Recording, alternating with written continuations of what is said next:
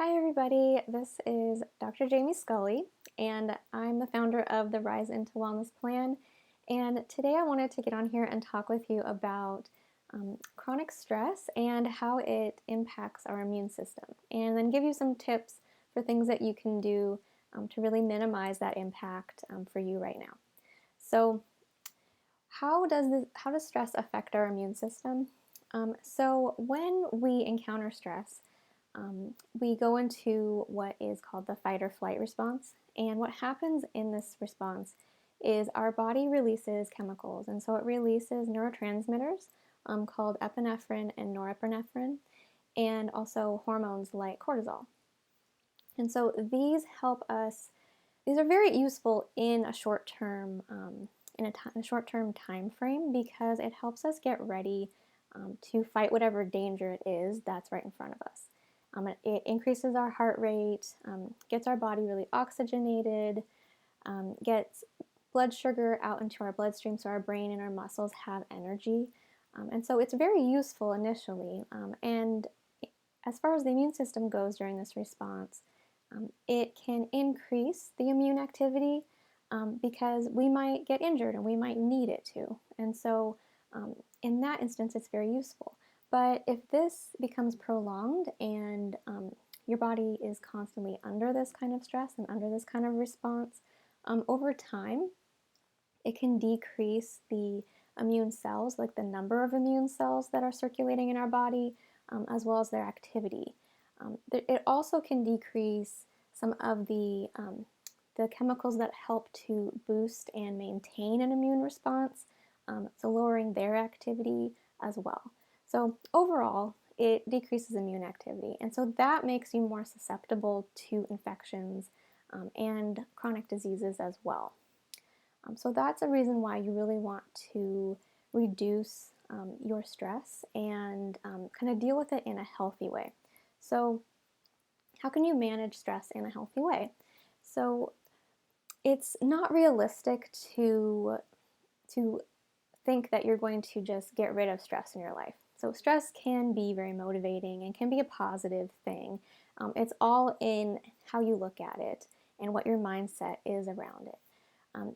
So you have a choice in how you view it and how just in how your mindset is around it. So these are some ways. I wanted to give you some ways to deal with it in a healthier way. So one is stay connected. So I know right now we're all socially distancing ourselves, staying home more, just not having that in-person social contact as much. But chronic stress can lead to anxiety, depression, loneliness, and so these can also have effects on the immune system and increase inflammation in the whole body too. So I really encourage you to utilize your phones, your computers, getting on social media, doing video chats, texting. So just really staying in touch with people that you care about, so that you continue to feel supported during this time. So two, find healthier ways to cope. So during any kind of stress, it's really common for people to turn to more unhealthy coping habits like turning to comfort food, alcohol.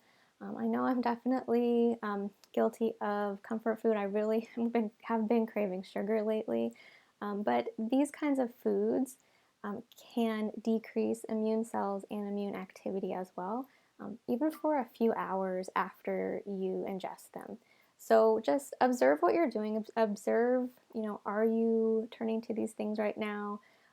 And try and minimize them at least in your diet for right now because they do have an impact on the immune system.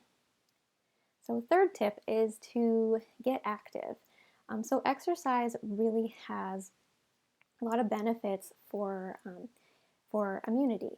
And for one thing, it can decrease levels of cortisol in your body, but it also has effects like when you're breathing really heavily, you're taking a lot of air into your lungs, or you're also exhaling a lot, so you can physically get any bacteria or anything that are in your lungs, and that can help get it out of your body.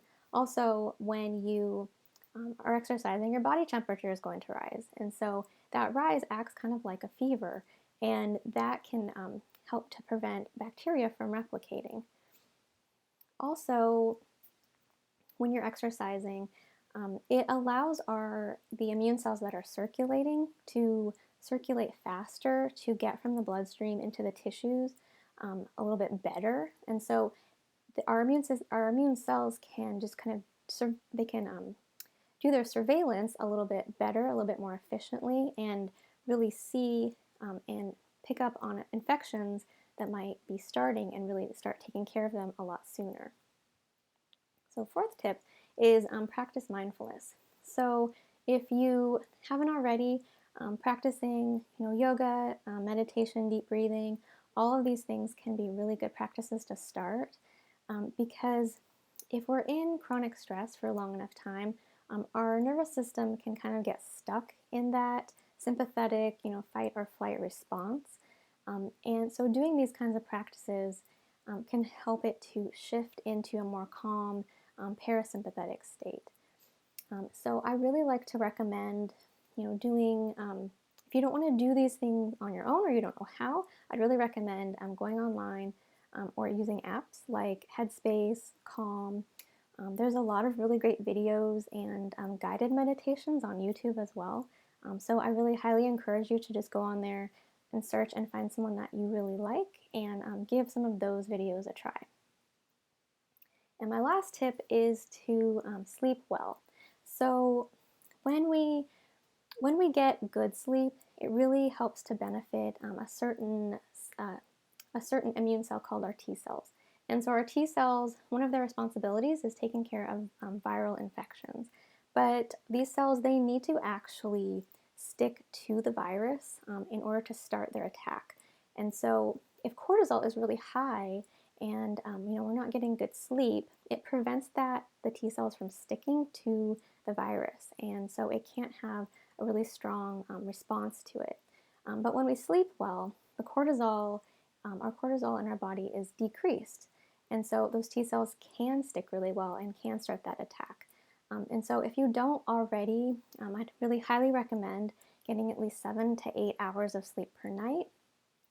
And if you are having trouble sleeping, which is completely understandable, stress can definitely make you just like not be able to get to sleep, or maybe you're having thoughts going on in your head that prevent you from falling asleep very easily.